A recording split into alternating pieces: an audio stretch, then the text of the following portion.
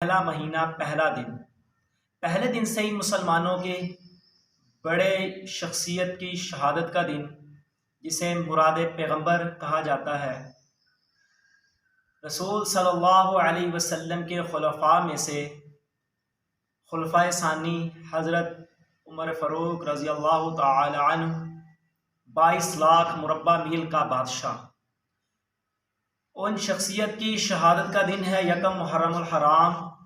آج کی ویڈیو میں آپ کو بتانا ہے کہ حضرت عمر رضی اللہ تعالی عنہ کی شہادت کے بارے میں، کہ حضرت عمر رضی اللہ تعالی عنہ کی شہادت کس طریقے سے ہوئی۔ یکم محرم الحرام سے 2 سے 3 دن پہلے حضرت عمر رضی اللہ تعالی عنہ کو زخمی کر دیا گیا۔ اس کا بیک ایریا کیا تھا؟ ایک صحابی رسول تھے، ان کا تھا غلام ابو لؤلؤ مجوسی۔ وہ حضرت عمر کے پاس شکایت لے کر آتا ہے، اے عمر بن خطاب، میرا جو آقا ہے، مالک ہے، وہ میں مزدوری کرتا ہوں، مجھے پورے پیسے نہیں دیتا۔ تو پوچھا کیا کرتے ہو؟ کہا جی میں چکیاں بناتا ہوں، مجھے اتنے پیسے دیتے، اتنے کے عوض۔ تو حضرت عمر نے کہا یہ تو مناسب ہے، چلو آپ ایسے کرو، میری بھی چکی کبھی بنا دو، ہماری بھی۔ تو حضرت عمر رضی اللہ تعالی عنہ کو کہنے لگا کہ آپ کی چکی ایسی بناؤں گا کہ رہتی دنیا تک یاد رکھا جائے گا۔ تو پھر کہنے لگا، حضرت وہ چلا گیا تو حضرت عمر نے، صحابہ کرام لوگ بیٹھے تھے، کہا پتہ یہ کیا کہہ کے گیا؟ یہ مجھے قتل کی دھمکی دے کر گیا ہے، یہ مجھے قتل کی دھمکی دے کر گیا۔ یکم محرم الحرام سے 2 سے 3 دن پہلے حضرت عمر رضی اللہ تعالی عنہ فجر کی نماز ادا کر رہے تھے۔ تو یہ پہلی صف میں کھڑا تھا، مسلمانوں کی صف میں۔ تو اس نے اپنا زہر سے آلود خنجر نکالا، دوران نماز حضرت عمر رضی اللہ تعالیٰ عنہ خنجر مار دیا، زہر سے آلود تھا۔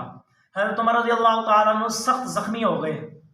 تو پیچھے صحابی کھڑے تھے، ان کو ہاتھ پکڑ کر آگے کیا، نماز مکمل کروائی، خود اشاروں سے نماز پڑھی، لیکن یاد رکھنا نماز نہیں توڑی، نماز جاری تھی۔ نماز ختم ہوئی، لوگ اکٹھے ہو گئے، تو حضرت عمر رضی اللہ تعالیٰ عنہ نے سب سے پہلے یہ بات کی کہ لوگوں، مجھے شہید کرنے میں یا مجھے یہ قتل کرنے میں کسی مسلمان کا ہاتھ تو نہیں رہا ہے نا، کہ مجھے زخمی کرنے میں کسی مسلمان کا ہاتھ تو نہیں ہے؟ تو کہا کہ نہیں۔ تو کہا اللہ شکر ہے کسی مسلمان کا ہاتھ نہیں ہے۔ اس سے 2 یکم محرم الحرام کو اللہ کو پیارے ہو گئے، شہادت نوش فرمائی۔ تو یاد رکھنا، شہادت کی گواہی وہ جگہ دیا کرتی ہے جہاں پر شہادت انسان کی ہوا کرتی ہے۔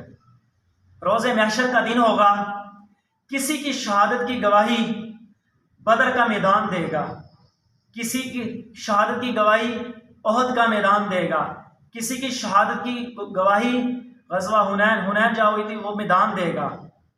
تو مختلف مقامات گواہی دیں گے۔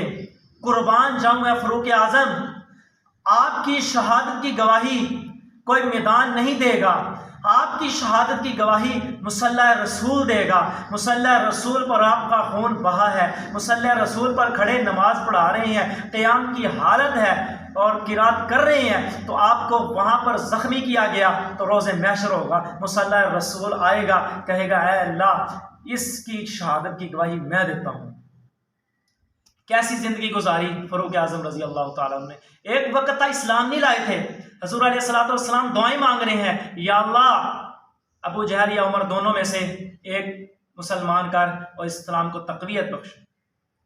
ادھر سے اللہ کے نبی دعا کر رہے ہیں، ادھر سے منصوبے چل رہے ہیں کہ محمد کو نعوذ باللہ قتل کون کرے گا۔ عمر کھڑے ہوتے ہیں، قتل کرنے کے لیے جا رہے ہیں، واقعہ آپ نے سنا ہوگا، لیکن جب حضور کے دربار میں کیسے کیسے پہنچتے ہیں، جانے قتل کرنے لگے تھے، لیکن ہوا کیا؟ ایمان کی دولت نصیب ہو جاتی ہے۔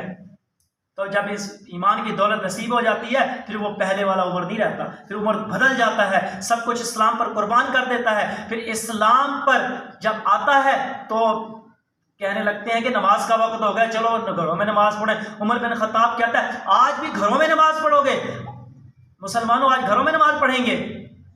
آج بیت اللہ میں نماز ادا کی جائے گی، آج آپ بیت اللہ میں نماز پڑھیں، عمر تلوار نکالتے ہیں، اعلان کرتے ہیں، لوگوں اگر کسی نے اپنے بچوں کو یتیم کروانا ہو، اگر بیوی کو بیوہ کروانا ہو، اگر کسی ماں باپ بوڑھے کا بے سہارا بننا ہو، تو آئے میدان میں مسلمانوں کا رستہ روکے۔ مسلمانوں کو، اسلام کو تقویت اللہ تعالیٰ نے عمر کے ذریعے بخشی۔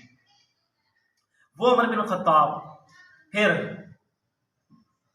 حضرت ابوبکر صدیق کے بعد خلیفہ بھی بنے۔ ایک مرتبہ حضور علیہ السلام بیٹھے تھے، جس کا مفہوم ہے علماء بہتر بتا سکتے ہیں، میں تو ویسے ایک طالب علم ہوں، بڑوں کی باتیں ہی بتاتا ہوں، میری اپنی کوئی بات نہیں ہے۔ تو حضور علیہ السلام نے فرمایا کہ روز محشر کہ بلکہ فرمایا اے عمر، کوئی مرتا ہے اس کے گھر والے روتے ہیں، اس کی ماں روتی ہے، باپ روتا ہے، گھر والے روتے ہیں، بہن بھائی روتے ہیں، اے عمر جب تو اس دنیا سے جائے گا پورا اسلام روئے گا۔ وہ عمر بن خطاب حضرت ابوبکر کے صدیق کے بعد خلیفہ بنتے ہیں، خلافت سنبھالتے ہیں۔ 22 لاکھ مربع میل کا بادشاہ خلافت پر بیٹھا ہے۔ پھر دیکھیں کہ سادگی کتنی ہے، پھٹے پرانے کپڑے پہنتا ہے، ایک بڑھیا کو سامان دینے جاتا ہے، کندھوں پر بوری رکھی ہوئی ہوتی ہے، اس کے گھر تک پہنچا کے آتا ہے، پھر فریاد کر کے کہتا ہے کہ روز محشر میری شکایت نہ اللہ کو لگانا۔ ایسی خلافت سادہ ترین 22 لاکھ مربع میل کا بادشاہ سوتا کہاں تھا؟ کوئی بڑے بڑے محلات میں نہیں سوتا تھا، کوئی بڑے بڑے نیچے بچھونے بچھا کر نہیں سوتا تھا۔ وہ بادشاہ درخت کے نیچے اینٹ کا سرانہ ہوتا تھا، اس پہ سوتا تھا۔ 22 لاکھ مربع میل پر ان کی حکومت تھی۔ پاکستان کا رقبہ 7,96,096 کلومیٹر ہے، جبکہ حضرت عمر بن خطاب کا 22 لاکھ مربع میل، یعنی کہ پاکستان کئی گنا زیادہ، اتنا رقبے پر ان کی حکومت تھی۔ پھر سادگی دیکھیں، ایک دفعہ غمگین بیٹھے، غمزدہ، کسی نے پوچھا اے عمر غمزدہ کیوں بیٹھے ہو، غمگین کیوں بیٹھے ہو؟ فرمانے لگے فلاں ایک پل تھا، میری حکومت میں آتا ہے، خلافت میں آتا ہے، وہاں سے بکریوں کا ریوڑ گزرا ہے اور ایک بکری کی ٹانگ ٹوٹ گئی ہے وہاں سے گرنے سے۔ روز محشر اللہ نے پوچھ لیا عمر تو نے پل کیا اتنا پکا نہیں بنایا تھا؟ کچا پل تھا کہ ایک بکری کی ٹانگ ٹوٹ گئی۔ ایسی خلافت، کوئی لاؤ ایسا حکمران، مجھے دکھاؤ ایسا حکمران، یا دنیا کے سامنے پیش کرو ایسا حکمران جو 22 لاکھ مربع میل کا بادشاہ ہو، اتنی سادہ ترین زندگی گزارتا ہو اور اینٹوں کا سرانہ لیتا ہو اور درخت کے نیچے چھاؤں میں سو جاتا ہو۔ بڑے بڑے ملک کے سفیر ملنے آتے تھے، صحابہ سے پوچھتے تھے آپ کا خلیفہ وقت کہاں ہے، آپ کا خلیفہ وقت کہاں ہے؟ وہ یہ نہیں فرماتے تھے اپنے محلات میں ہے، وہ پتہ نہیں کہاں ہے، وہ سیکورٹی گارڈوں کے ساتھ پتہ نہیں کہاں گیا ہوا ہے، وہ بلکہ یہ کہا کرتے تھے اب فلاں جگہ پہ درخت کے نیچے سویا ہوا ہوگا، فلاں بکریاں چرا رہا ہوگا، فلاں جانور ہیں بیت المال کے وہ چرا رہا ہوگا۔ تو ایسے اللہ تعالیٰ نے پھر عدل و انصاف کے ذریعے عدل قائم کیا، انصاف قائم کیا۔ تو فرمائشیں پھر ایک مرتبہ ایسی بادشاہ کی، حضرت فاروق اعظم رضی اللہ تعالیٰ عنہ کی مچھلی کھانے کا دل کیا کہ آج میں مچھلی کھاتا ہوں، تو اپنے غلام کو کہنے لگے، ان کا نام تھا یرکا، اے یرکا مچھلی کھانے کو دل کر رہا ہے۔ یرکا نے کہا اے خلیفہ وقت یہ بھی کوئی خواہش نہیں پوری کر دیتے ہیں۔ پھر کہا چلو چھوڑو یار، میری خاطر 7 یا 8 میل دور دریا تھا، 7-8 میل دریا پر گھوڑے کو دوڑانا، پھر واپس لے آنا، 15-16 میل بنے گا، پھر گھوڑے کو دوڑانا ہے، میری خواہش کی خاطر اتنی دور گھوڑا جائے گا۔ دیکھیں کہ حالانکہ عربی گھوڑا تھا، 15-16 میل اسے کچھ نہیں کہنے والے تھے، وہ تو منٹوں سیکنڈوں میں جا سکتا تھا، منٹوں میں، لیکن پھر کہنے لگا چھوڑو یار۔ اب غلام کہنے لگا زندگی میں پہلی خواہش کی ہے میں کیوں نہ پوری کروں۔ ظہر کی نماز پڑھانے جاتے، حضرت عمر بن خطاب ظہر کی نماز پڑھانے گئے ہیں، جب ظہر کی نماز پڑھانے گئے تو کچھ مہمان آ گئے ہیں۔ اب غلام نے سوچا مہمان آ گئے بس اب تک وہی رہے گی، میں کیوں نہ ایسا کروں کہ گھوڑا دوڑا کے مچھلیوں کا ٹوکرا لے آؤں۔ غلام نے کیا کیا، عمر بن خطاب مسجد میں ہے، گھر سے گھوڑا پکڑا، سواری کی، بیٹھے اور کہاں گئے؟ دریا کے کنارے پر، مچھلیاں پکڑی، ٹوکرا لے کر گھر آ گئے، گھوڑے کو نہلایا۔ حضرت عمر بن خطاب کسی کو پتہ نہ لگے کہ میں گیا تھا۔